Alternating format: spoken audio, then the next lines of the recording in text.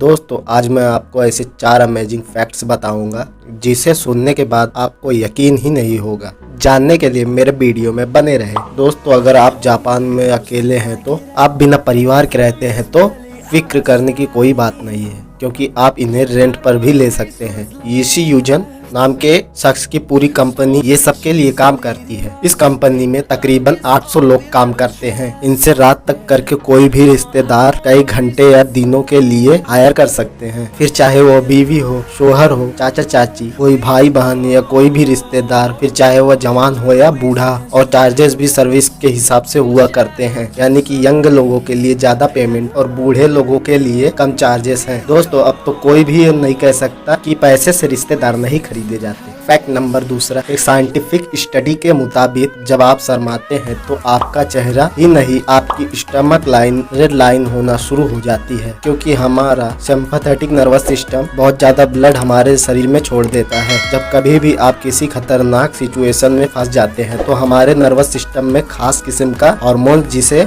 Adrenaline कहते हैं, जिसमें ये खारिज करता है कि इसी की वजह से हमारे जिस्म में ब्लड का बहाव बढ़ जाता है, जिससे वेंस फूलने लगती है, ऑक्सीजन डिलीवरी बेहतर हो जाती है। बिल्कुल यही हार्मोन्स हमारे शर्माने के दौरान भी नर्वस सिस्टम खारिज कर देता है, जिससे हमारा चेहरा और स्टमक लाइन रेड हो जाता है। फैक्ट नंबर तीसरा, हम जानते हैं कि हमारी कायनात में सबसे तेज रफ्तार रोशनी की रफ्तार है, जो तकरीबन 3 लाख किलोमीटर पर सेकेंड है। लेकिन दोस्तों क्या आप जानते हैं कि रोशनी की रफ्तार को कम भी किया जा सकता है? साइंस के एक्सपेरिमेंट के दौरान सोडियम आयन को इस्तेमाल करते हुए रोशनी की रफ्तार को कम कर दिया और उसकी रफ्तार 3 लाख किलोमीटर पर सेकंड से 61 किलोमीटर पर सेकंड हो गई, जो अपने आप में ही बहुत आश्चर्यजनक बात है। फैक्ट नंबर चौथा, 1920 में अमेरिका में डिवोर्स एग्रीमेंट के तहत हस्बैंड को डिवोर्स के बाद वाइफ को एक घर लेकर देना पड़ता था, मगर ये कानून में मसला ये था कि ये नहीं बताया जाता था कि यह घर कहाँ पर लेकर देना है। लिहाजा यही चीज की कमजोरी का फायदा उठाकर डिवोर्स के बाद हस्बैंड वाइफ को एक ऐसी जगह पर घर लेकर देते थे जहाँ न कोई बंदा होता था न बंदे की जात, यानी कि एकदम सुनसान, क्योंकि वहाँ जाहिर सी बात है कि प्रॉपर्टीज की कॉस्ट बहुत कम होती थी। और दूसरी बात, हस्बैंड को बहुत खुशी होती थी कि मेरी एक्स वाइफ को मेरे बगैर सुनसान इलाके में अकेले रहना पड़ेगा। दोस्तों आज के इस बात में सबसे अच्छी बात कौन सी लगी कमेंट करके जरूर बताएं। अगर आपको ये वीडियो अच्छा लगा होगा तो मेरे चैनल को सब्सक्राइब करें और लाइक और शेयर करें। Thank you.